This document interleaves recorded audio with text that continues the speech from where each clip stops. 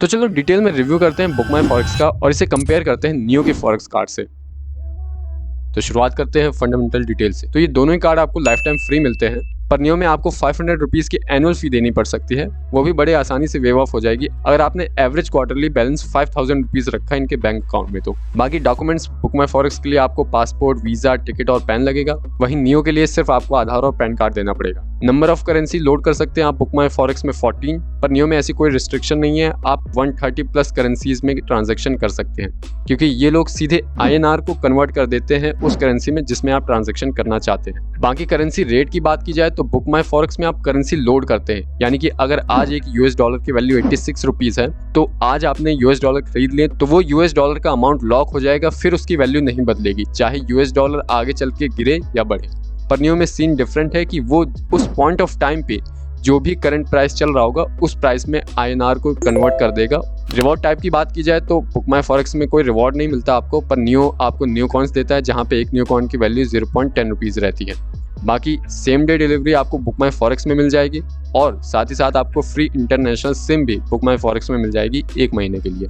अब आगे ट्रांजैक्शन की लिमिट्स देख लेते हैं। तो ATM के थ्रू अगर आप कैश विड्रॉ करते हैं तो बुक माई फॉरेक्स के थ्रू 85,000 कर पाएंगे एक दिन में, वहीं नियो के थ्रू 1 लाख रुपीज़ कर पाएंगे। POS ट्रांजेक्शंस होते हैं तो बुक माई फॉरेक्स के थ्रू 6.35 लाख पर डे की लिमिट है, तो नियो की है 10 lakh rupees per day. Tap and पे करना है तो बुक माई फॉरेक्स में लिमिट है 3500 की, तो नियो में है 20,000 रुपीज़ की।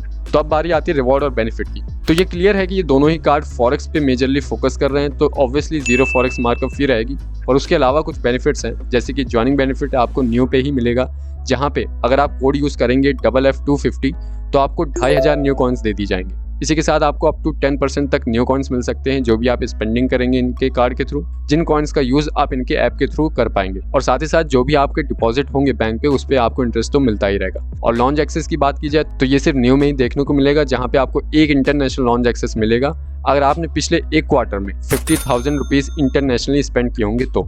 अब बारी आती है फीस एंड चार्जेस की। तो देखिए, क्रॉस करेंसी मार्कअप फी आपको 3.5% तक की लग सकती है बुक माई फॉरेक्स में।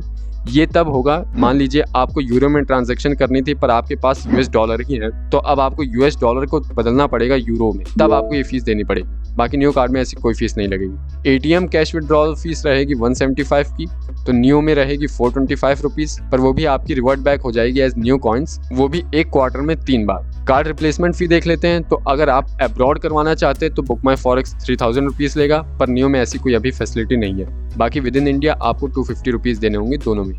तो अब बात ये आती है कि आपके लिए कौन सा कार्ड बेटर रहेगा। तो हम यहाँ पे नियो को प्रेफर करेंगे due to easy accessibility. Minimal documents के साथ 0 बैलेंस अकाउंट ओपन करिए, आपको ये कार्ड मिल जाएगा। इंटरेस्ट इनकम है, रिवॉर्ड पॉइंट्स दिए जा रहे हैं, लॉन्च एक्सेस भी मिल रहा है, और साथ ही साथ ऐसे कोई रिस्ट्रिक्शन नहीं है कि आप कुछ पर्टिकुलर करेंसी में ही ट्रांजैक्शन कर सकते हैं। बाकी स्पेंडिंग लिमिट्स भी अच्छी ही मिल रही है। साथ ही एज ऑफ नाउ जो ऑफर चल रहा है तो आपको ज्वाइनिंग बेनिफिट भी मिल ही जाते हैं।